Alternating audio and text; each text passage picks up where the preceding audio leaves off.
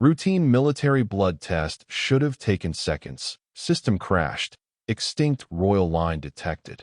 Before we dive into this story, drop a quick hi in the comments and tell me where you're watching from.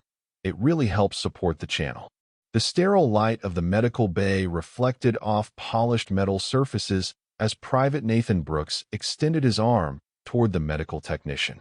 It was just another day aboard the UES Valiant, a human military vessel serving as part of the Galactic Confederation's peacekeeping forces. What should have been a routine blood test, performed countless times before, was about to change not only his life, but potentially the course of galactic history. Hold still, Private, the technician, a blue-skinned cerulean named Vex, instructed as he pressed the analyzer against Nathan's forearm.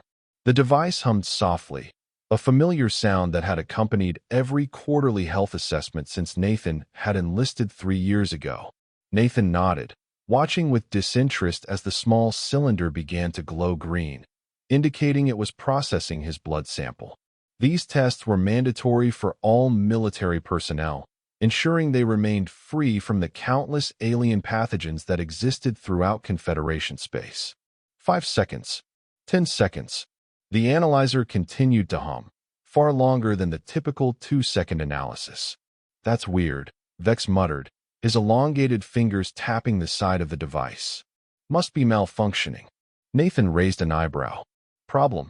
Nothing serious, Vex replied, disconnecting the analyzer and connecting it to his medical terminal. Just needs a restart, probably. As the medical data transferred to the main system, Nathan noticed Vex's expression change. The cerulean's normally calm demeanor shifted, his 6 eyes widening simultaneously, a sure sign of alarm among his species. I need you to wait here, Vex said abruptly, his voice tight with urgency. Before Nathan could respond, the medic rushed out of the examination room, the door sliding shut behind him. Nathan sat alone in the suddenly silent medical bay, confusion replacing his previous boredom. He'd been in the military long enough to know when something unusual was happening. 15 minutes passed before the door slid open again, but instead of Vex, Captain Elena Morgan stepped through, followed by 2 armed security officers. Private Brooks, she began, her voice carefully neutral. I'm going to need you to come with us. Captain, what's this about? Did I fail the blood test? Nathan stood, suddenly concerned he'd contracted something serious. In Confederation space, certain pathogens could be career-ending or worse. Captain Morgan's expression remained unreadable. You're not in any trouble, and you're not sick. But there's been a situation. Admiral Hayes wants to speak with you personally. Nathan's confusion deepened. The admiral of the entire human fleet wanted to speak to him, a low-ranking private whose job involved maintenance of the ship's environmental systems? It made no sense. As they escorted him through the corridors of the Valiant, Nathan noticed how other crew members stopped and stared. Word traveled fast on a military vessel, but he couldn't imagine what rumor was spreading. He'd done nothing noteworthy, good or bad, to warrant such attention. They arrived at the ship's secure communications room, a place Nathan had never had clearance to enter. Inside, a large holographic display dominated the center of the room, currently showing only the Confederation emblem, a stylized galaxy with 27 stars representing the member species. Wait here, Captain Morgan instructed, before stepping aside to speak quietly with the communications officer. Minutes later, the hologram flickered, and the stern face of Admiral Liam Hayes appeared, his decorated uniform immaculate, his gray hair cropped short in the traditional military style. Private Brooks, the Admiral acknowledged with a nod. I understand you're confused about why you're here. Yes, sir, Nathan replied, standing at attention. At ease, son. What I'm about to tell you is classified at the highest level. The blood analysis system didn't malfunction during your routine test today. It crashed because it detected something it wasn't programmed to handle. The Admiral paused, studying Nathan's face carefully. Your DNA contains markers that haven't been seen in over 300 years. You are a direct descendant of the Alceran royal family. Nathan blinked, certain he'd misheard. The what, sir? The Alceran royal family, Admiral Hayes repeated. I understand this means nothing to you. It wouldn't. This information isn't taught in our standard history curriculum. The Alcerans were believed completely extinct after the Purge Wars, long before humanity joined the Confederation. Captain Morgan stepped forward. Private, the Alcerans were one of the founding species of the Galactic Confederation over 12,000 years ago. They were wiped out in a genocide orchestrated by the Dravaki Empire, which has since fallen. At least, they were thought to have been wiped out. Nathan's mind struggled to process this information. With respect, sir, ma'am, I'm human. Born on Earth, in the North American Union. My parents were both human. There must be some mistake. The Admiral shook his head. There's no mistake, son. The Confederation's medical database is the most sophisticated in known space. When it detected your genetic markers, it triggered an automatic alert that went straight to the Confederation High Council. But how is this possible? Nathan asked, his voice barely above a whisper. That's what we need to find out, Admiral Hayes replied. You're being reassigned, effective immediately. You'll be transported to Confederation headquarters on Nexus Prime. The High Council wants to meet you personally. Nathan felt lightheaded. Just this morning, he had been a nobody, a grunt doing routine maintenance work. Now, he was apparently the descendant of an extinct alien royal family important enough to warrant the attention of the highest authority in the galaxy. Sir, there has to be an error. I've had blood tests before. Why wasn't this detected earlier? Captain Morgan exchanged a glance with Admiral Hayes before answering. The previous tests were basic military screenings. Today's test was more comprehensive, using the new Confederation-wide database update that went into effect last week. It includes historical genetic markers from all known species, including extinct ones. Admiral Hayes leaned forward in the hologram. Private Brooks, I understand this is overwhelming, but you need to understand the gravity of the situation. The Alceran royal family possessed certain abilities, capabilities that made them both revered and feared throughout the galaxy. If you truly carry their bloodline, it could have profound implications. What kind of abilities? Nathan asked, his mouth suddenly dry. That information is restricted, the Admiral replied. You'll be briefed fully once you reach Nexus Prime. For now, return to your quarters and pack your essentials. A Confederation diplomatic vessel will arrive within 6 hours to transport you. Captain Morgan will ensure all necessary arrangements are made. The hologram flickered off before Nathan could ask any more questions. He stood in stunned silence, trying to make sense of what he'd just heard. Captain Morgan placed a hand on his shoulder. I know this is a lot to process, Brooks, but for what it's worth, I think you'll handle it better than most would in your position. Nathan managed a weak nod. Thank you, Captain. I don't understand how I could be related to an alien royal family. That's what the High Council will help determine, she replied. Now go prepare for your departure. And Brooks, this information doesn't leave this room. Not until the Council decides how to proceed. As Nathan walked back to his quarters, he felt as though he were moving through a dream. The familiar corridors of the Valiant seemed suddenly foreign, as if he were seeing them for the first time. Crew members he passed looked at him differently, some with curiosity, others with something approaching awe. Word had spread, despite the captain's order for secrecy. In a closed environment like a military vessel, it was perhaps inevitable. Back in his quarters, Nathan sat on his bunk and stared at his hands, human hands, with 5 fingers, short nails, and skin that had tanned under Earth's sun during his childhood in Arizona. How could these be the hands of someone descended from an alien royal line? His personal terminal beeped with an incoming message. It was from his friend and fellow private, Tyler Grant. Hey, is it true? The message read. The whole ship's buzzing about how you broke the medical system, and now the Admiral wants to see you. What the hell did you do? Nathan hesitated before responding. Can't talk about it. Sorry. Seconds later, his door chimed. Tyler stood outside, concern evident on his face. Seriously, what's going on? People are saying you're being transferred off ship. We've got shore leave on Proxima Station in 3 days. We had plans. Nathan sighed and pulled his friend inside, the door sliding shut behind them. Look, I can't tell you everything. But yes, I'm being transferred. Effective immediately. But why? Did they discover you've got some rare disease or something? No, nothing like that. It's... Nathan trailed off, unsure how much he could or should reveal. It's complicated, Tyler. Apparently, there's something unusual about my genetic makeup that's important to some high-ranking officials. Tyler's eyes widened. Wait, are you some kind of secret super soldier prototype? I always thought you recovered too quickly from hangovers. Despite everything, Nathan laughed. No, nothing like that. At least, I don't think so. His laughter faded as quickly as it had come. Honestly, I don't know what I am anymore. Tyler sat on the chair across from Nathan's bunk.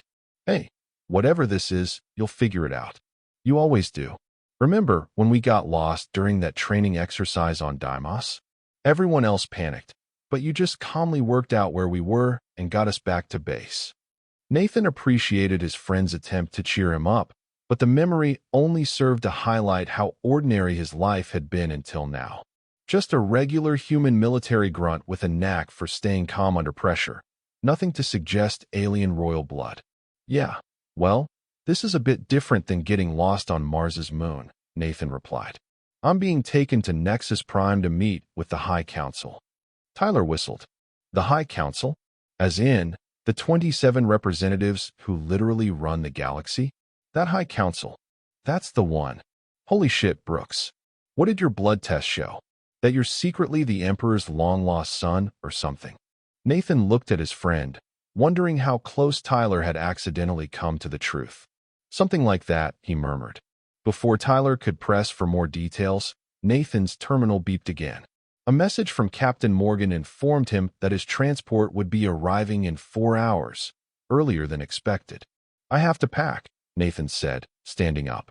I don't know when, or if, I'll be back. Tyler stood as well, his expression serious. Hey, whatever's happening, you've got this. And when you're done meeting with the galactic bigwigs, don't forget about us little people back here on the Valiant. Nathan smiled, grateful for his friend's support. I won't forget. After Tyler left, Nathan packed his meager possessions quickly. Military life didn't encourage accumulating personal items. A few civilian clothes, some family photographs, a worn paper book, a rarity in the digital age that had belonged to his grandfather. Everything fit into a single duffel bag. As he picked up a photo of his parents, Nathan felt a surge of confusion and anger. Had they known? Was his entire life a lie? His father had been a construction worker, his mother a teacher. Ordinary people leading ordinary lives in an ordinary town on Earth. Nothing about his upbringing had suggested anything extraordinary. A soft chime indicated someone at his door again. This time, it was Dr. Marcus Edwards, the ship's chief medical officer and one of the few humans on the medical staff. May I come in, Private? The doctor asked. Nathan nodded, gesturing for the doctor to enter. I thought you might have questions, Dr. Edwards said, taking the seat Tyler had vacated earlier. Captain Morgan briefed me on the situation. Do you know anything about these Alcerans? Nathan asked. What they looked like. What these abilities the Admiral mentioned might be. Dr. Edwards hesitated. I'm not a xenobiologist or historian, but I did look up what information was available in our database. The Alcerans were humanoid, similar to humans in many ways. Bipedal, 2 arms, 1 head. Their skin had a slight golden hue, and they had 4 fingers instead of 5. Their most distinctive feature was their eyes. They had double irises, one inside the other, usually in contrasting colors. Nathan immediately went to the small mirror above his sink, examining his ordinary brown eyes. Single iris.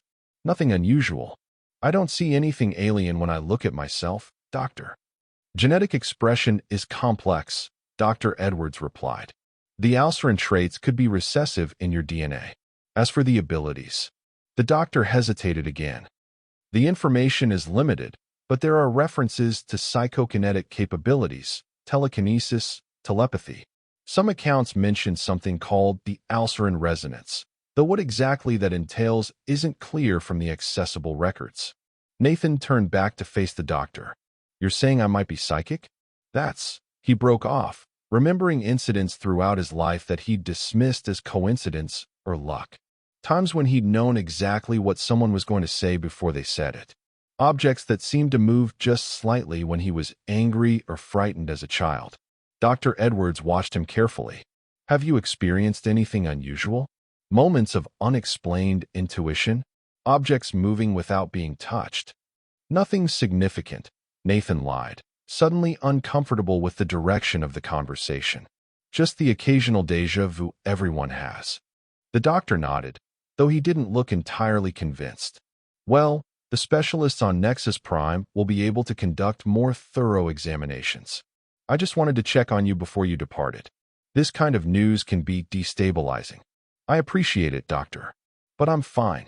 Just confused. After Dr. Edwards left, Nathan sat alone with his thoughts until a message from Captain Morgan summoned him to the ship's hangar bay. The Confederation diplomatic vessel had arrived. When Nathan entered the vast hangar, he was struck by the elegance of the ship that waited there. Unlike the utilitarian design of human military vessels, this craft was sleek and organic-looking, with sweeping lines that suggested it had been grown rather than built. Its silver hull gleamed under the hangar lights, marked with the intricate emblem of the Confederation Diplomatic Corps. Captain Morgan stood waiting alongside a small delegation of officers who had assembled to see him off. The formality of the occasion only served to underscore how dramatically his status had changed in just a few hours. "Private Brooks," Captain Morgan said, offering her hand. "It seems our time serving together is coming to an unexpected end." Nathan shook her hand. "Thank you for everything, Captain. I still don't understand what's happening, but I appreciate how you've handled it." She smiled slightly. "You're handling it remarkably well yourself. Many would be overwhelmed by such news." She lowered her voice. "I want you to know that regardless of what discoveries await you on Nexus Prime, you serve with honor on this vessel. Remember that."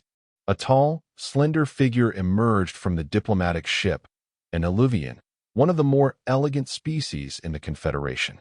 With silver-white skin and flowing movements that made them appear almost liquid, Illuvians were renowned diplomats and mediators. "Private Nathan Brooks," the Illuvian said, their voice melodic and gender-neutral, as was common for their species. "I am Ambassador Thale, sent personally by the High Council to escort you to Nexus Prime. It is an honor to meet a descendant of the Alceran line." Nathan felt distinctly uncomfortable with the reverence in the ambassador's tone. "The honor is mine, Ambassador, though I'm still not convinced there hasn't been some mistake."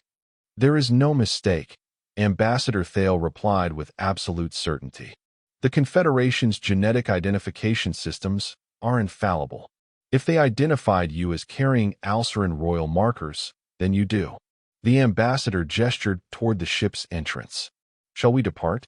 The High Council awaits." After a final salute to Captain Morgan and the assembled officers, Nathan followed Ambassador Thale into the diplomatic vessel. The interior was as elegant as the exterior, with flowing designs and comfortable seating that adapted to the occupant's body shape as they sat. The journey to Nexus Prime will take approximately 3 Earth days, the ambassador informed him as they settled into what appeared to be a lounge area. "I am instructed to make you as comfortable as possible and to answer any questions you may have, though some information remains restricted until your audience with the Council." Nathan had dozens of questions, but one pressed most urgently. "Ambassador, how is it possible for me to be descended from an alien species? I'm human. My parents were human. There are no gaps in my family history that would allow for, well, alien intervention." Ambassador Thale's expression became thoughtful. "That is indeed the central mystery, Private Brooks. The Alceran genocide occurred over 300 years ago, long before humanity's first contact with the Confederation. By all accounts, none survived. Yet here you are, with genetic markers that could only come from the Alceran royal bloodline." The ambassador leaned forward slightly. "May I ask about your family history? Particularly any unusual ancestors or family stories that seemed improbable?" Nathan thought about his family tree, ordinary people leading ordinary lives for as far back as family records went. Farmers, teachers, a few military personnel, a doctor or two. Nothing remotely suggesting alien royalty. Nothing unusual, he replied. My family's been in Arizona for generations. Before that, they came from somewhere in Europe, Ireland and Germany, I think. Normal human migration patterns. The ambassador nodded. Then we are facing a genuine historical mystery. One that the High Council is most eager to solve. They gestured, and a server drone approached with refreshments. For now, rest. The answers will come in time. But as Nathan tried to relax during the journey, rest proved elusive. His dreams were filled with strange visions, cities with towers that reached impossible heights, beings with double-irised eyes watching him with expressions of expectation, and a persistent sound like crystal bells ringing in perfect harmony. He awoke from these dreams feeling both exhausted and energized, as if his body were trying to access resources it had never used before.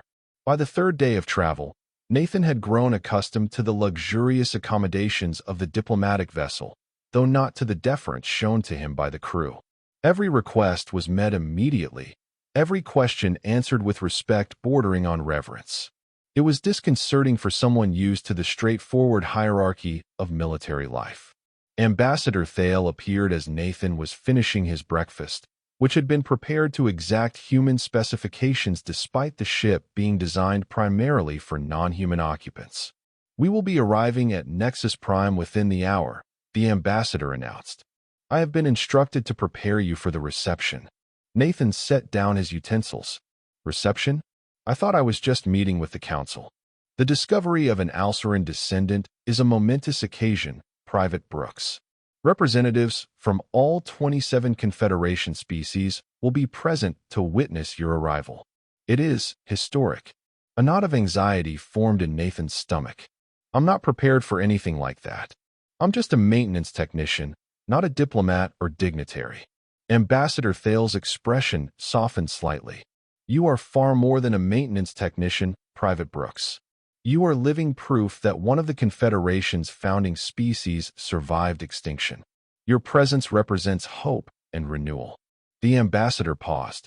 However, I understand your discomfort. The High Council has arranged for a cultural attaché to assist you with Confederation protocols and customs. As if on cue, the lounge door slid open, and a human woman entered. She appeared to be in her late 30s, with short auburn hair and an air of quiet competence that reminded Nathan of his former instructors at the military academy. Private Brooks, this is Dr. Lauren Bennett, xenoanthropologist and cultural liaison for the Confederation Diplomatic Corps. She will guide you through the reception and your audience with the council. Dr. Bennett approached with a warm smile, extending her hand in the human custom. It's a pleasure to meet you, Private Brooks. I imagine you've had quite the whirlwind few days. Nathan shook her hand, immediately grateful for the familiar human greeting amid all the alien protocols. That's putting it mildly, Doctor. I'm completely out of my depth here. That's why I'm here, she replied.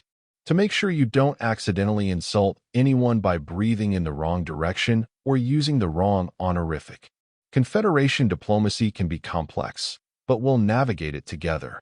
For the first time since his blood test, Nathan felt a small measure of relief. Having another human, one who understood both human perspectives and alien customs, would be invaluable. We don't have much time, Dr. Bennett continued. Let's go over the basics.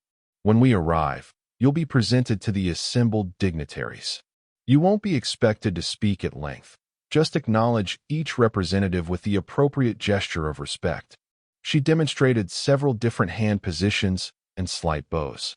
I'll be right beside you to guide you through each interaction. Nathan did his best to memorize the various greetings, though they blurred together in his anxiety. What happens after the reception? You'll have a private audience with the High Council, Dr. Bennett explained. That's where the substantive discussions will take place. They'll want to verify your lineage more thoroughly and understand how an Alceran descendant ended up among humans. That makes two of us, Nathan muttered. The ship's communication system announced their approach to Nexus Prime. Ambassador Thale gestured toward a large viewing port. You may wish to observe our arrival, Private Brooks. The sight of Nexus Prime is quite remarkable, especially for those seeing it for the first time. Nathan moved to the viewport, and his breath caught in his throat. The space around them was filled with ships of all sizes and configurations, a testament to the diversity of the Confederation. But it was the station itself that commanded attention. Nexus Prime wasn't a traditional space station. It was a massive artificial construct that resembled a geometric flower, with petals that extended for kilometers in all directions. Each petal represented a different environmental zone, tailored to the various species that made up the Confederation. The central hub, where the petals converged, housed the neutral meeting grounds and diplomatic facilities. "It's incredible," Nathan whispered, momentarily forgetting his anxiety in the face of such engineering magnificence. "It was designed by the Alcerans," Ambassador Thale said quietly. "One of their lasting contributions to the Confederation. Their architectural and engineering capabilities were unparalleled." The implication hung in the air between them. These were Nathan's ancestors, the source of the genetic markers that had thrown his life into chaos. As the diplomatic vessel docked at one of the central hub's specialized berths, Nathan felt a strange tingling sensation throughout his body, like static electricity, but somehow more profound. He rubbed his arms, trying to dispel the feeling. Dr. Bennett noticed his discomfort. "Are you all right?" "Just nervous," Nathan replied, not wanting to add mysterious physical sensations to the growing list of concerns. The ship settled into its docking position with barely a tremor, a testament to the skill of its pilot. Ambassador Thale turned to Nathan. "It is time, Private Brooks. The representatives await." Dr. Bennett gave his arm a reassuring squeeze. "Remember, just follow my lead. You'll be fine." As they moved toward the ship's exit, the tingling sensation intensified, becoming almost painful as they approached the airlock. Nathan gritted his teeth, determined not to show weakness in front of the waiting dignitaries. The ship's door slid open, revealing a vast, circular chamber filled with beings of every conceivable shape, size, and color. Some were vaguely humanoid, others so alien that Nathan's mind struggled to categorize their features. All were dressed in formal attire that presumably represented their cultural traditions. At the center of the chamber stood a raised platform with 27 ornate chairs arranged in a semicircle. The High Council of the Galactic Confederation, the most powerful governing body in known space. Ambassador Thale led the way, with Nathan and Dr. Bennett following closely behind. The assembled crowd parted, creating a path directly to the council platform. As they walked, Nathan noticed that many of the aliens were staring at him with expressions ranging from curiosity to what looked like awe. The tingling had become a steady vibration now, pulsing through his body in waves that matched his heartbeat. It wasn't painful anymore, but instead felt strangely invigorating, as if he were becoming more aware of his own body with each step. They reached the base of the platform, and Ambassador Thale stepped aside, gesturing for Nathan to ascend alone.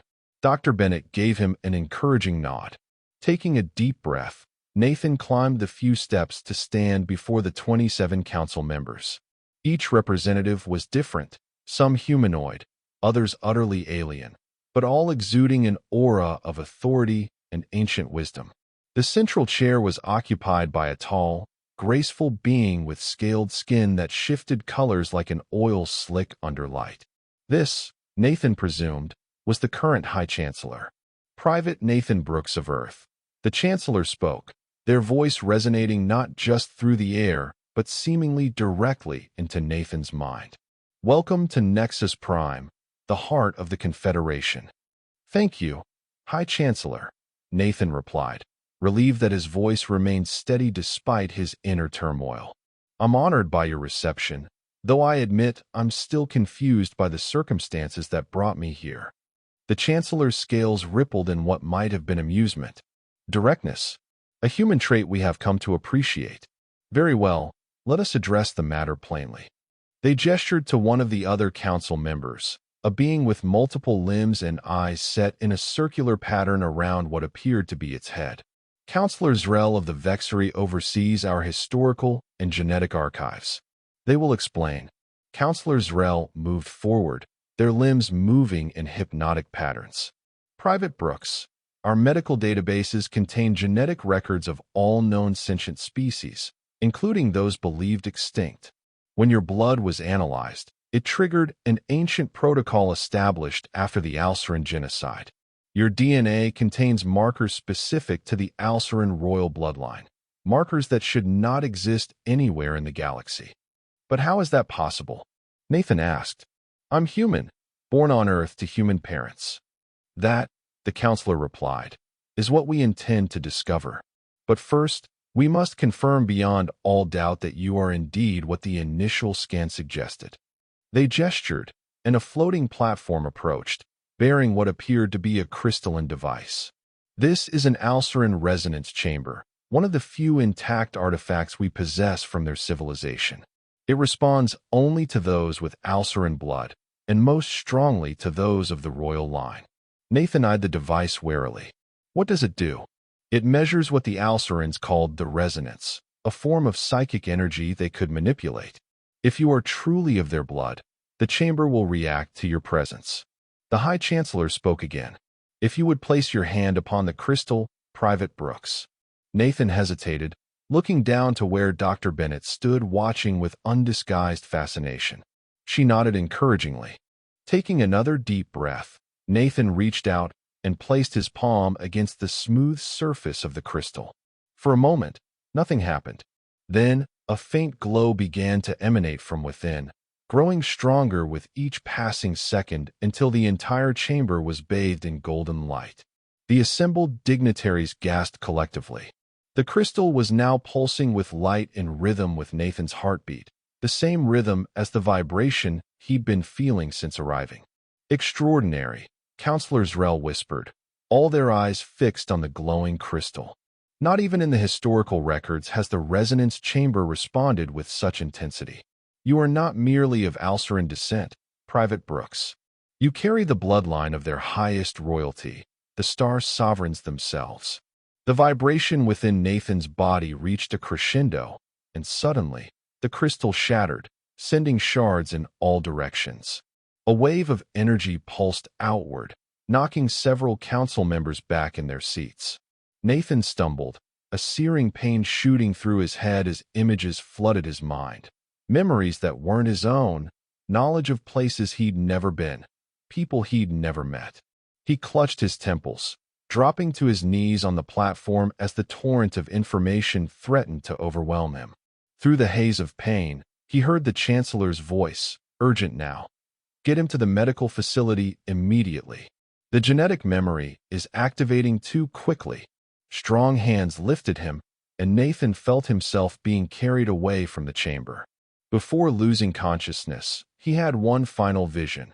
A beautiful woman with golden skin and double-irised eyes, one iris amber, the other emerald, looking directly at him with an expression of profound sadness and hope. Find us, she whispered in his mind. Remember who you are, child of Alceran. Remember, and save us all. Then darkness claimed him, and Nathan Brooks, maintenance technician, human soldier, and apparent descendant of alien royalty, knew no more. When Nathan regained consciousness, the first thing he noticed was the absence of pain. The second was that he wasn't alone. Dr. Bennett sat beside his bed, her attention focused on a datapad. Beyond her, through a large window, he could see the geometric beauty of Nexus Prime's extending petals against the backdrop of space. How long was I out? Nathan asked, his voice raspy from disuse. Dr. Bennett looked up, relief evident in her expression. Just over 26 hours. How do you feel? Nathan considered the question carefully. Different, he finally said. Like my brain has been rewired. I remember things I shouldn't know, places I've never been. He raised a hand to his face, half expecting it to have changed somehow, but it remained the same human hand he'd always known. The medical team says you experienced something called genetic memory activation, Dr. Bennett explained, setting aside her datapad. Apparently, it's a feature of Alceran physiology, ancestral memories stored within their DNA, typically activated during specific maturation ceremonies. The resonance chamber triggered yours prematurely and all at once. Nathan closed his eyes, sorting through the flood of new information in his mind. The Alcerans, they weren't completely wiped out, were they? He said slowly, drawing on memories that weren't his own. Some escaped. They hid. Dr. Bennett leaned forward, her expression intense. That's what the Council believes. Your existence proves it. But they don't know where the survivors went or how they integrated with humanity without detection. That's what they're hoping you can tell them now that your genetic memory has been activated. Nathan sifted through the alien memories, searching for anything that might explain his connection to a long-extinct alien species. Images flashed before his mind's eye, a massive fleet of ships fleeing a burning world, a desperate journey through uncharted space, and finally, a small blue planet on the outer rim of a spiral galaxy. Earth, he whispered. They came to Earth. But not recently. Long ago. He focused harder, trying to bring the memories into sharper relief. During the late 1600s, I think, they used technology to alter their appearance, to look human. That would explain why they were never detected, Dr. Bennett mused. Humanity wasn't capable of genetic testing that could identify alien DNA until centuries later, and by then, the Alceran genes would have been diluted through generations of interbreeding with humans. Nathan nodded, continuing to explore the newly accessible memories. They abandoned most of their technology to avoid detection, lived as humans, married humans, had children with humans. A sudden realization struck him. They were running from something. Not just the Dravaki who tried to wipe them out, but something else. Something worse. Before Dr. Bennett could respond, the door to the medical chamber slid open, revealing the High Chancellor and several council members. Their expressions were solemn, underlining the gravity of the situation. Private Brooks, the Chancellor acknowledged. We are pleased to see you recovered. The activation of genetic memory can be traumatic, especially when uncontrolled. Nathan sat up straighter in the bed. I remember things now. About the Alcerans, about how some of them escaped to Earth. The Chancellor's scales shimmered with what might have been excitement. Then our hopes were not misplaced. Tell us, descendant of the Star Sovereigns, what do you remember of your ancestors' flight? Over the next hour, Nathan shared everything he could piece together from the fragmented memories. How a small group of Alceran royalty and their most loyal followers had escaped the genocide, abandoning their advanced technology and altering their physical appearance to blend in with Earth's primitive human population. How they had sworn to keep their true nature secret, fearing that the Dravaki would hunt them down if they were discovered. But there's something else, Nathan added. Something they feared even more than the Dravaki. Something called. He searched the alien memories, the Void Heralds. The Alcerans believed their presence would draw the Herald's attention, so they hid not just their bodies but their minds as well. They suppressed their psychic abilities, their connection to the resonance. The council members exchanged troubled glances, and Nathan sensed he'd touched on something significant. The Void Heralds are not merely an Alceran legend, Councillor Zrel said gravely. They are an ancient threat that has not been seen in our galaxy for millennia, not since the early days of the Confederation. The Alcerans were key to repelling them during their last incursion. Their psychokinetic abilities, another council member added, were the only effective defense against the Herald's reality-warping powers. Without the Alcerans, we have been vulnerable, though fortunately left undisturbed. Nathan frowned. If these Void Heralds are real, and the Alcerans were the only effective defense against them, why did the Dravaki try to wipe them out? It seems counterproductive. The Dravaki feared the Alcerans' power, the Chancellor explained. They believed that one day, the Alceran royal family would use their abilities to dominate the Confederation rather than protect it. The genocide was their misguided attempt at preventing a threat that never existed. The Chancellor's scales darkened with what Nathan now recognized as sadness. By the time the Confederation realized what was happening and intervened, it was too late. The Alceran homeworld was destroyed, and all records indicated the species had been exterminated. Dr. Bennett, who had been listening intently, spoke up. If I understand correctly, you're saying that the Alcerans were crucial to defending against these Void Heralds, and without them, The galaxy has been essentially defenseless against their return. Precisely, Counselor Zrel confirmed. We have maintained vigilance, but our weapons and shields would be useless against the Herald's particular form of attack. They do not destroy worlds with conventional weapons. They unmake reality itself. A chill ran through Nathan as fragments of memory aligned in his mind. Visions of stars simply vanishing from existence, of entire planets being reduced to void without a trace of their passing. And now, the Chancellor continued, focusing on Nathan, we face a new dilemma. Your existence proves that Alceran blood survives, potentially with the abilities needed to counter the Heralds.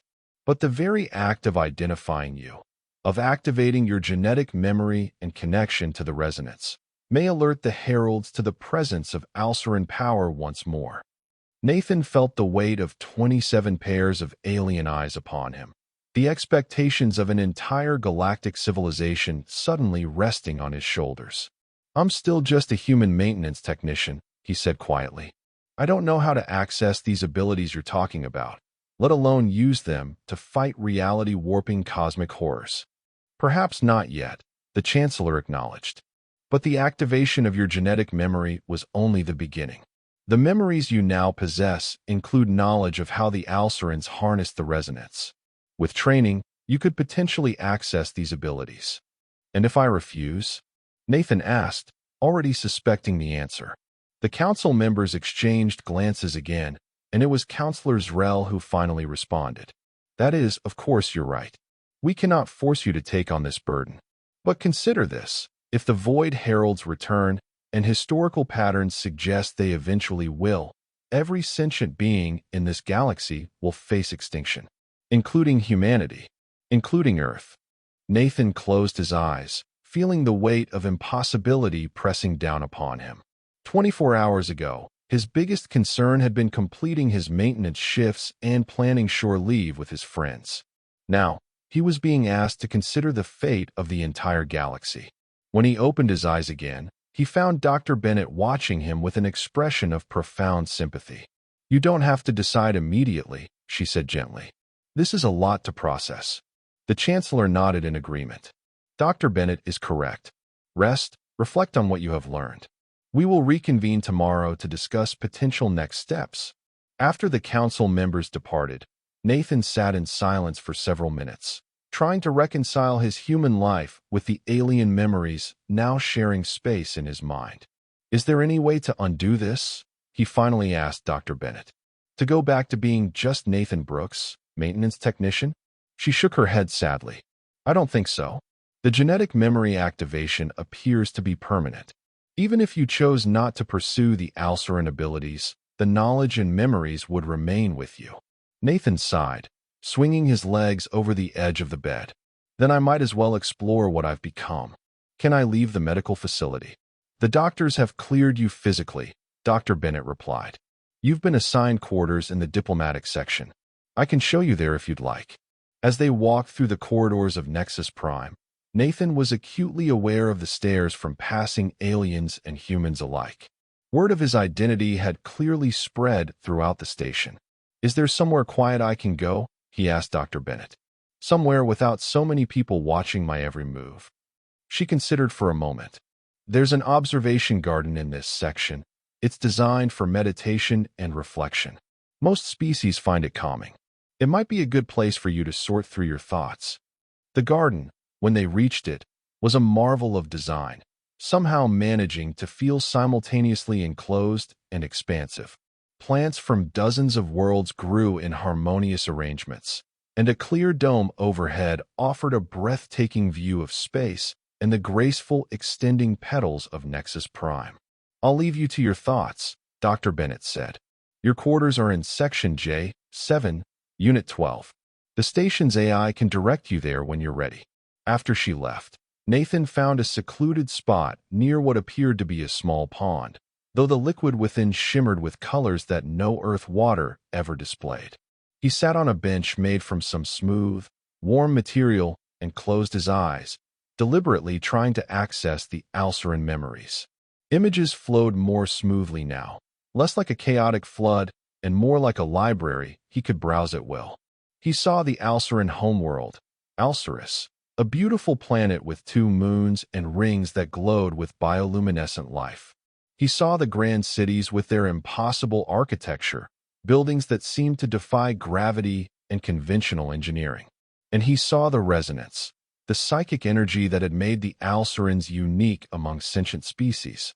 In his mind's eye, he could see Alceran children being taught to connect with this energy, to feel it flowing through them and around them, binding all living things together. The basic techniques seemed simple enough, at least in concept. The resonance wasn't something to be controlled or dominated, but rather harmonized with, like joining a cosmic symphony already in progress. Nathan opened his eyes and looked down at his hand. According to the memories, even novice Alceran children could manipulate small objects with their minds. He focused on a small, pebble-like seed that had fallen near his foot, trying to recreate the mental state described in the memories. Nothing happened. He tried again, concentrating harder, reaching for the vibration he'd felt when first arriving at Nexus Prime. Still nothing. Frustration welled within him. If he truly carried Alceran royal blood, why couldn't he access even the most basic abilities? Was he too human, the alien genes too diluted after centuries of interbreeding with Earth's population? You're trying too hard, a voice said from behind him. Nathan turned to see an elderly Illuvian watching him with an expression of gentle amusement. Unlike Ambassador Thale, this Illuvian's silver-white skin was lined with what appeared to be age marks, and they moved with less fluid grace. "Forgive the intrusion," the Illuvian said, approaching slowly. "I am Elder Selassie, historian and keeper of what few Alceran artifacts the Confederation managed to preserve. The Council informed me of your discovery and suggested I might be of assistance." Nathan gestured to the bench beside him. "I could use some assistance. I can access the memories, but apparently not the abilities they describe." Elder Selassie sat with a graceful movement. The resonance is not a tool to be wielded through force of will or concentration. It is a state of being, a harmony with the universe itself. They gestured to the pond before them. "Observe the water. Does it struggle to be water? Does it force itself to flow? No, it simply is what it is, moving in accordance with its nature." Nathan frowned. "That's not very helpful. I'm not water, and I don't know what my nature is anymore. Am I human with alien DNA? Or am I an alien who looks human?" "You are both and neither," Elder Selassie replied serenely. "The distinction matters less than you think." The Alcerans understood that consciousness transcends physical form. Their abilities stemmed from this understanding. The Elder reached out a slender hand toward the pond. The shimmering liquid rose in a perfect sphere, floating above the surface without spilling a drop. "I am not Alceran," Elder Selassie said, "yet I have studied their techniques for centuries. If I, with no genetic predisposition, can learn to touch the resonance, how much more easily should it come to one who carries their blood?" The liquid sphere descended gracefully back into the pond, barely causing a ripple. "The key," the Elder continued, "is not to think of it as something separate from yourself. The resonance flows through all things, all beings. The Alcerans were simply more attuned to it than most. Close your eyes again, but this time, don't try to do anything. Simply feel the connections between yourself and everything around you." Nathan closed his eyes, trying to follow the Elder's guidance. He focused on his breathing first, then gradually extended his awareness outward, to the bench beneath him, the air around him, the plants nearby. At first, he felt nothing unusual, but then, faintly, he began to sense something. A subtle vibration similar to what he'd experienced upon arriving at Nexus Prime, but gentler, more natural. It was as if he were becoming aware of a sound that had always been present but that he'd never consciously noticed. "Yes," Elder Selassie whispered. "That's it. Don't grasp at it. Allow it to flow through you, as it flows through all things." The sensation grew stronger, and Nathan felt a strange connection forming, not just to his immediate surroundings, but to the entire station, to the void of space beyond, to the stars themselves. It was both exhilarating and terrifying, like suddenly gaining an entirely new sense. Open your eyes, the elder instructed, but maintain the awareness you've found. Nathan opened his eyes, careful not to lose the connection he'd established.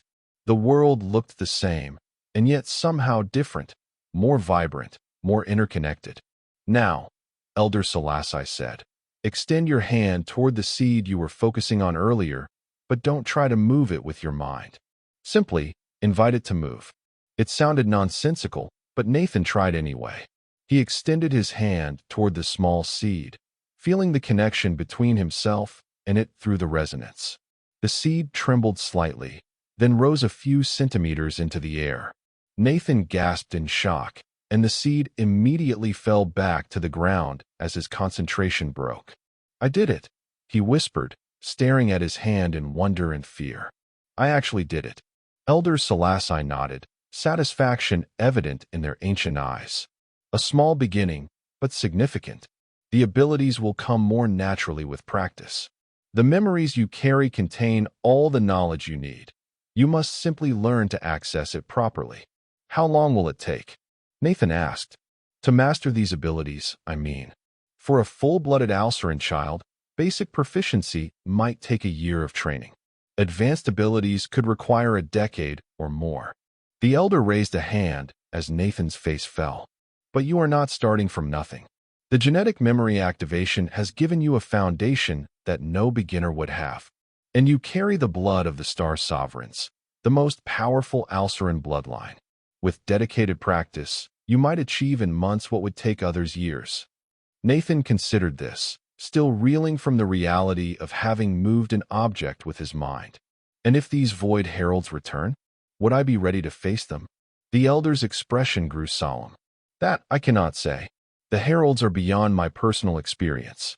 The historical records indicate that it took many fully trained Alceran royals working in concert to repel their last incursion. So essentially, the entire galaxy is depending on me developing psychic powers strong enough to fight cosmic horrors, despite being only part Alceran, with no proper training. Nathan laughed bitterly. No pressure. You misunderstand, Elder Selassie said gently. The Council does not expect you to stand alone against the Void Heralds. What they hope, what we all hope, is that your existence means there may be others.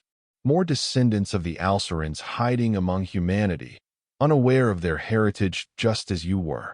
Nathan's eyes widened as the implication struck him. You think there might be more people like me on Earth? Other descendants?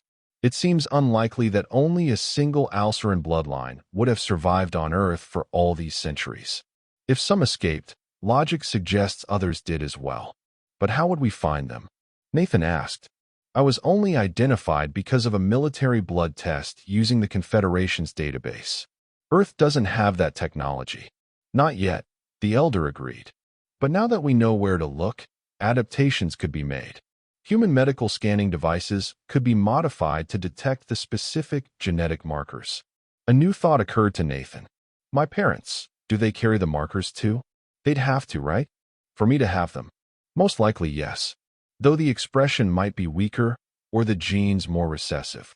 It would depend on patterns of inheritance across generations. Nathan stood abruptly. I need to contact them.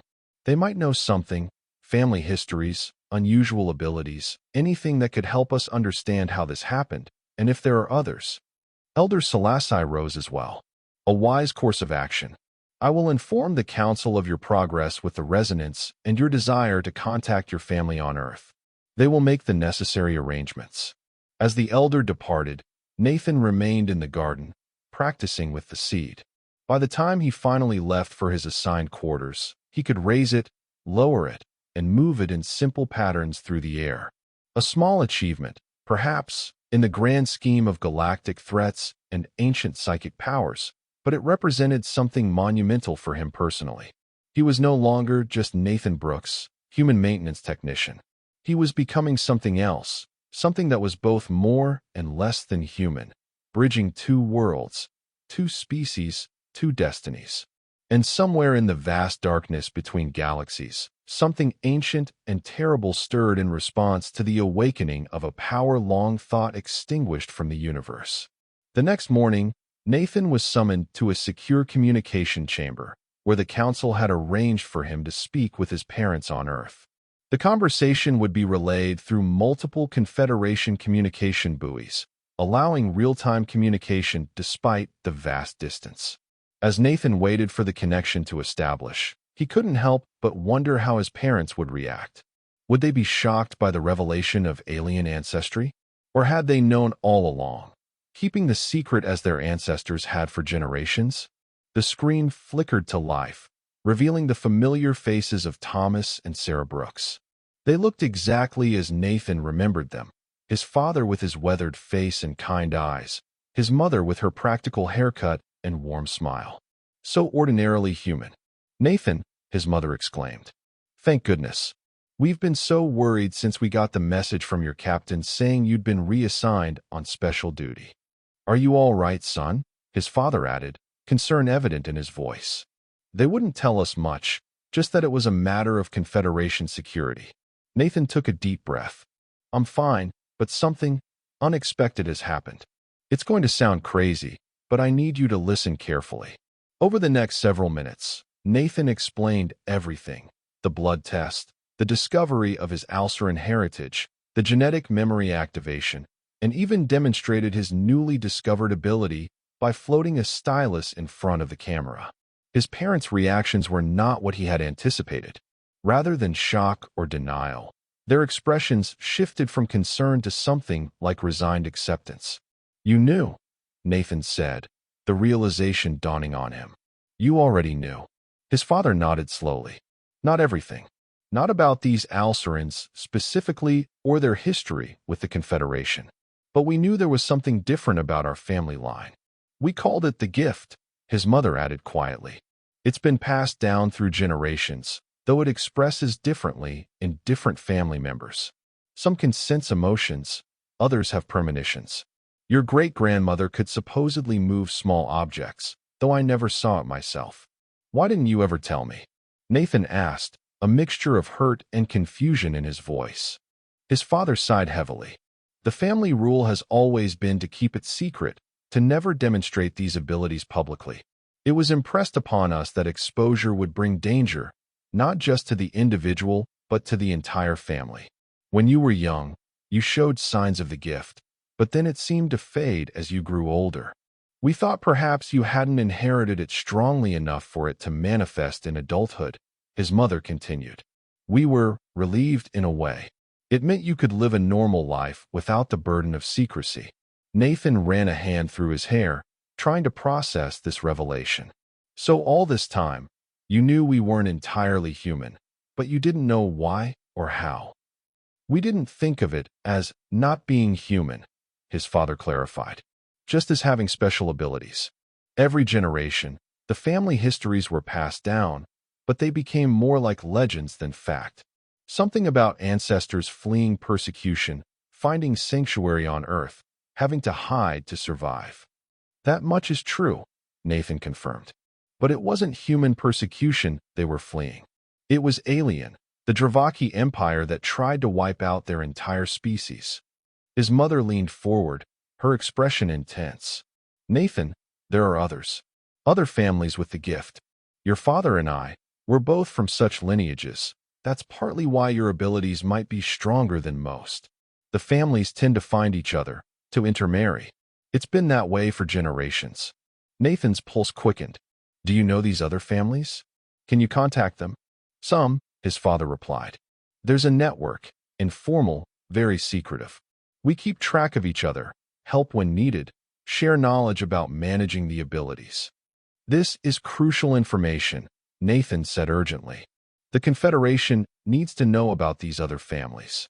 There's a threat, something the Alcerans were capable of fighting but that the Confederation can't handle alone." His parents exchanged worried glances. "Nathan," his mother said carefully, "these people have kept their abilities secret for hundreds of years. They won't easily agree to expose themselves, even for a galactic threat they have no connection to." "They might not have a choice," Nathan replied grimly.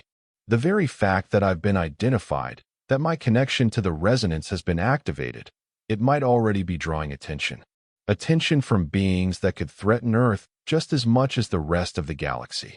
His father's expression hardened with resolve. "What do you need us to do?" "Contact the network. Explain the situation. Tell them." Nathan paused, considering his words carefully. "Tell them that the time for hiding is coming to an end, one way or another. Better to reveal ourselves on our terms than be exposed when we're unprepared." After the call ended, Nathan sat in silence, processing the implications of what he'd learned. Not only were there other Alceran descendants on Earth, but they were organized, aware of their differences if not their true origins. It changed everything. He was still deep in thought when Dr. Bennett entered the communication chamber. "How did it go?" she asked, taking the seat his parents had occupied on the screen. "Better than expected," Nathan replied. "They knew. Not everything, but enough. And there are others, other families with Alceran blood, other people with abilities like mine." Dr. Bennett's eyes widened.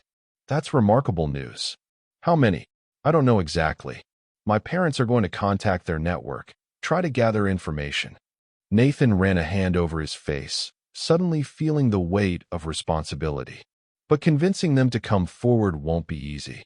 They've been hiding for centuries, following rules laid down by the original Alceran refugees. "The council will want to hear this immediately," Dr. Bennett said, starting to rise. Nathan held up a hand. "Wait. Before we go to the council, I need your perspective on something." He hesitated, then continued. "Is the Confederation being entirely forthright with me? About the Void Heralds? About what they expect from me and these other descendants?" Dr. Bennett settled back into her seat, her expression thoughtful. "What makes you ask that?" "The genetic memories," Nathan replied. "They're fragmented, incomplete, but there are inconsistencies. The Alcerans didn't just fear the Void Heralds. They feared something about their own relationship to them. Something they kept secret even from their allies in the Confederation." Dr. Bennett studied him for a long moment before responding. "The Confederation is comprised of 27 different species, each with their own agendas, fears, and hopes. I believe they're being truthful about the threat the Void Heralds pose, but—" She lowered her voice slightly. "Politics is politics, whether on Earth or at the galactic scale. Information is power, and power is rarely shared equally." It wasn't a direct answer, but it confirmed Nathan's suspicions. The Confederation was telling him what they believed he needed to know, not necessarily everything they knew. "I need more time," he decided, "to develop my abilities, to understand these memories better before I bring the Council into contact with the other descendants." Dr. Bennett nodded. "That seems wise. How can I help?" "I need access to the Alceran artifacts. All of them, not just the ones the Council wants to show me. And I need space to practice, somewhere private." "I'll see what I can arrange," she promised.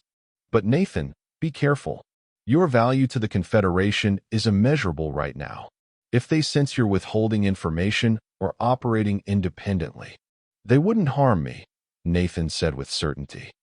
"They need me too much. But I understand the warning."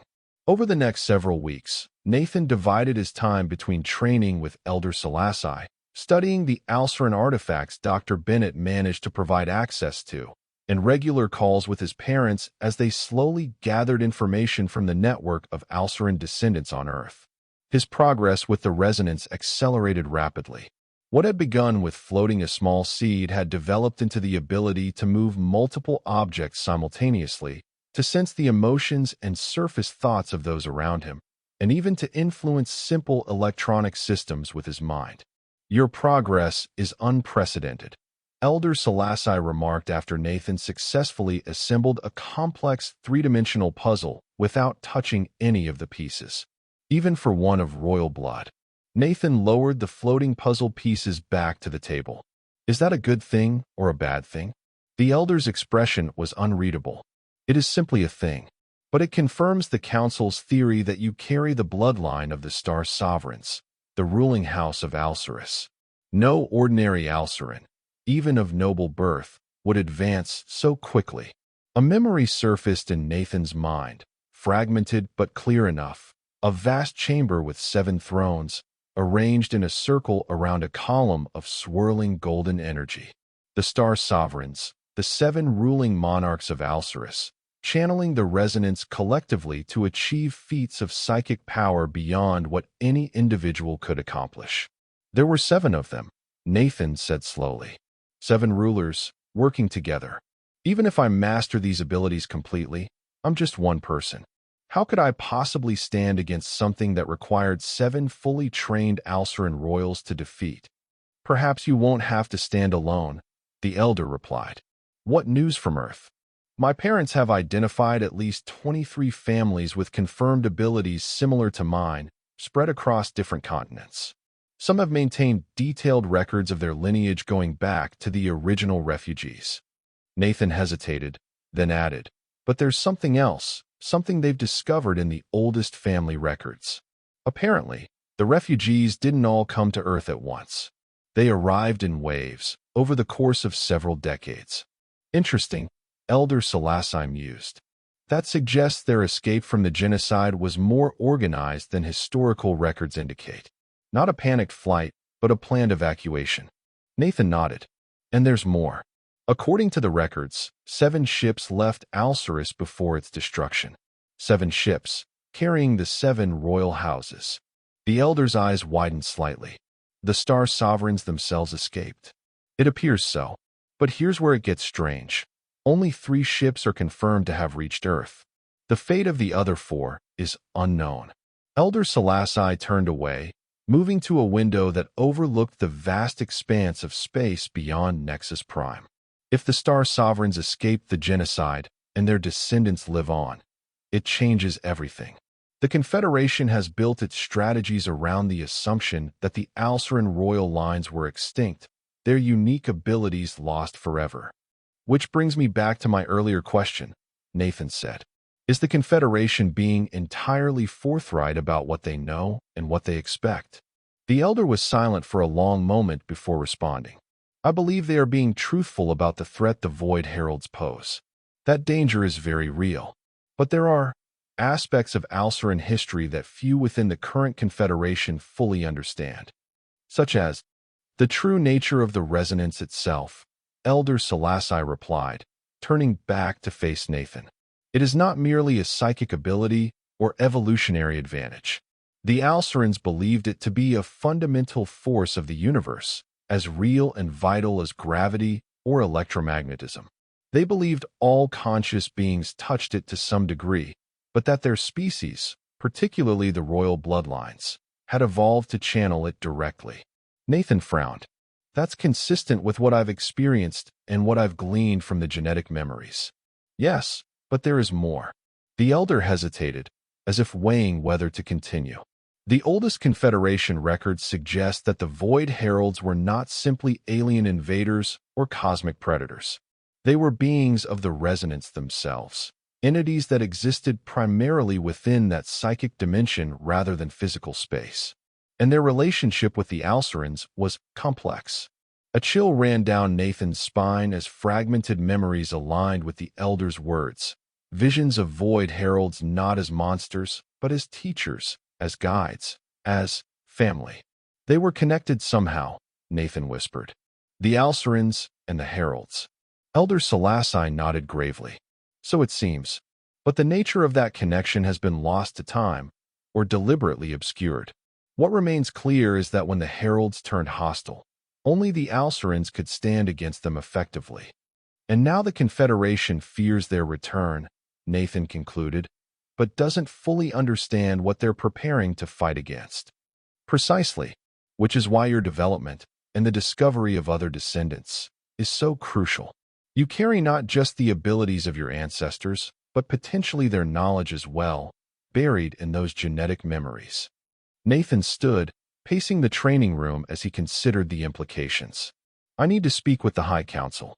There are too many unknowns, too many secrets. If we're going to face this threat, whatever it truly is, we need complete transparency. But before he could take action, an alarm blared throughout the station, its urgent tone indicating a station-wide emergency. The lighting shifted to red, and the station's AI announced in multiple languages. All personnel, report to emergency stations. Dimensional anomaly detected in Sector 17. This is not a drill.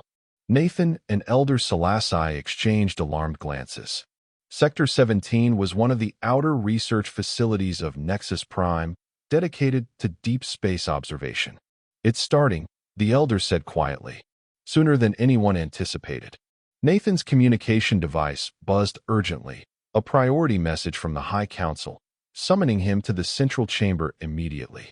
As they hurried through the suddenly chaotic corridors of Nexus Prime, Nathan felt a strange pull in his mind, a tugging sensation unlike anything he'd experienced before, coming from the direction of Sector 17.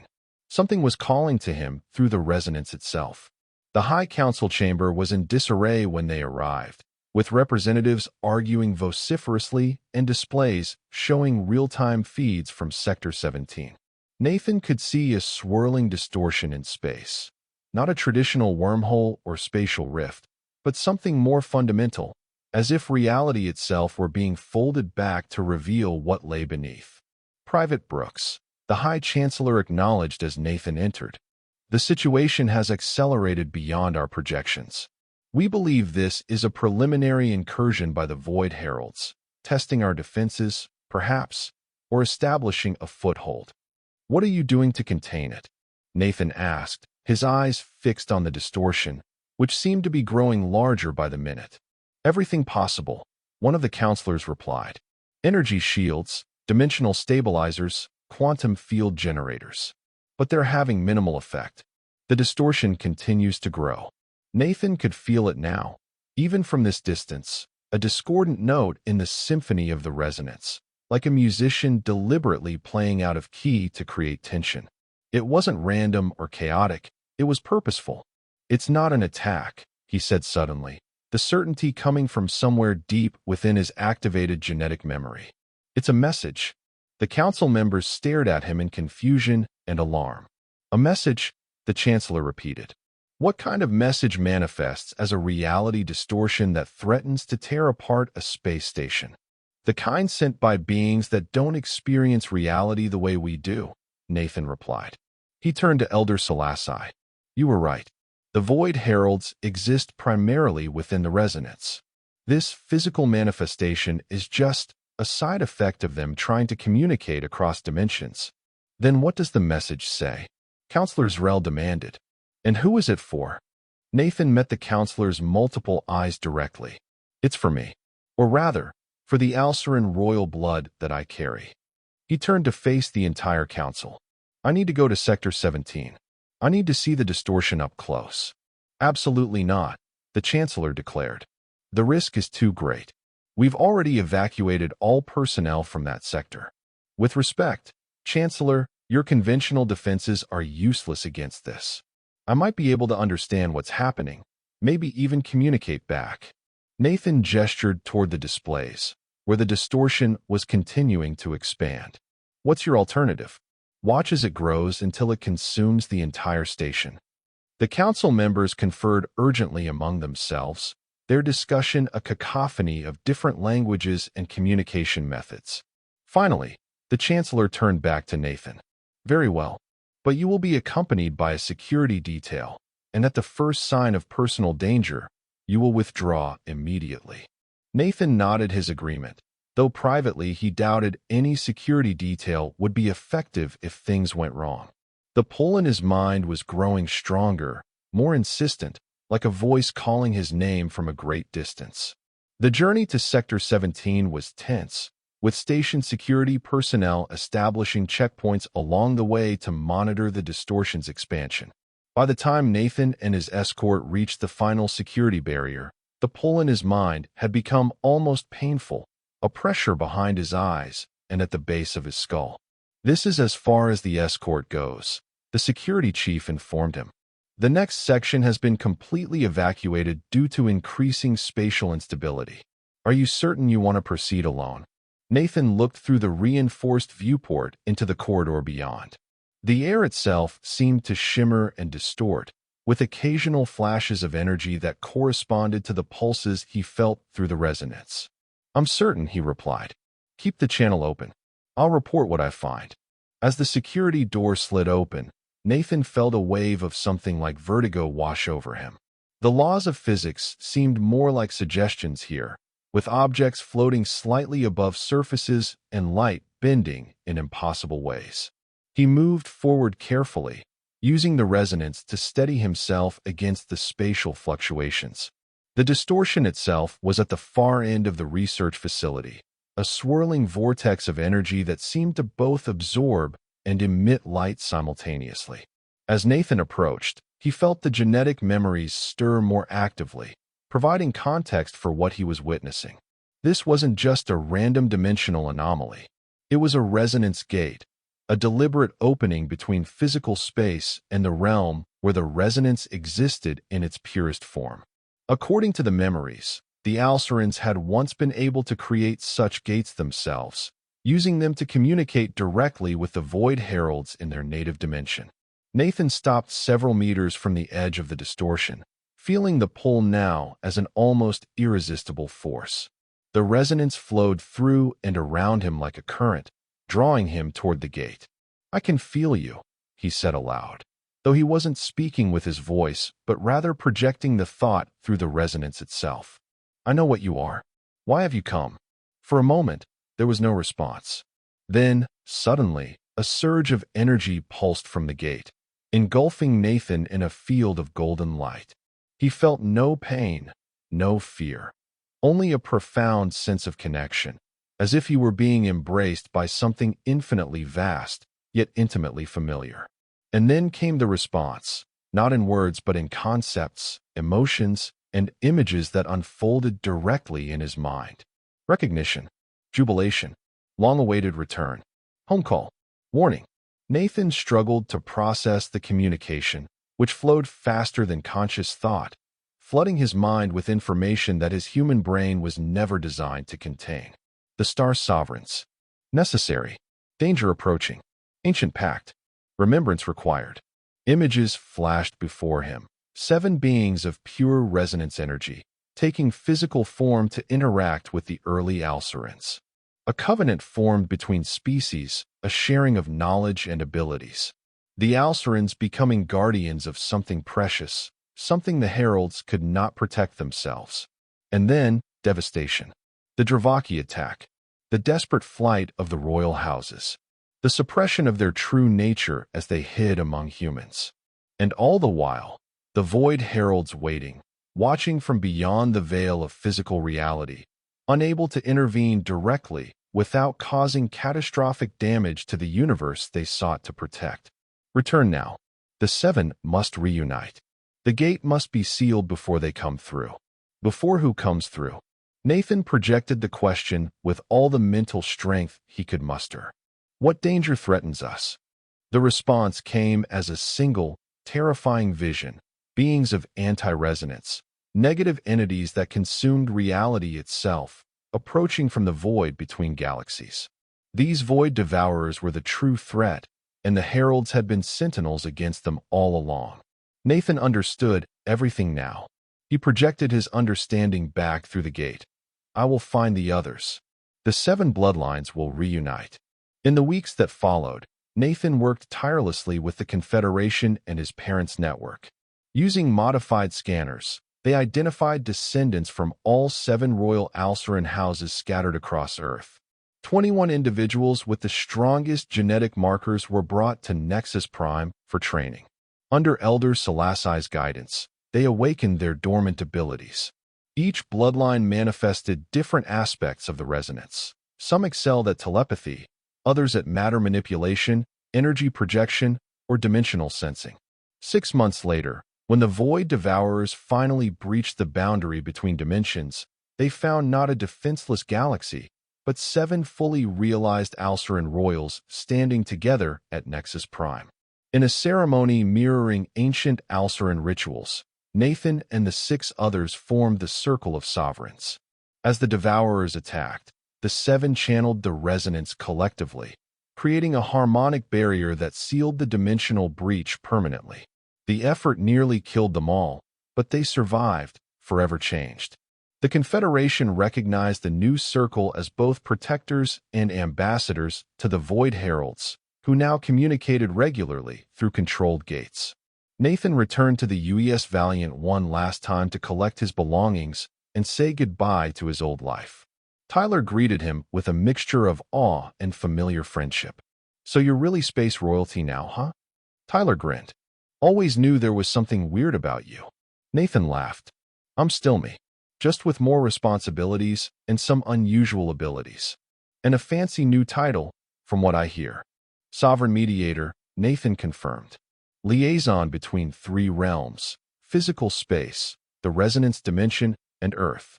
As they parted, Nathan reflected on how a routine blood test had revealed not just his identity, but the true history of two species and saved countless lives across the galaxy. Sometimes the most profound discoveries came from the most ordinary beginnings. He took his place among the circle of sovereigns, no longer just Nathan Brooks, maintenance technician, but Sovereign Nathan of House Alcerus, guardian of the dimensional boundaries and protector of all life in the galaxy. And that was the end of the story. If you listened all the way to here, don't forget to leave feedback about what you thought of the story in the comments, whether positive or negative. Your feedback helps us improve. Also, leave your like and subscribe to the channel for more stories like this one. And I'll leave here on the screen another video that I'm sure you'll like. Big hug, and see you in the next story.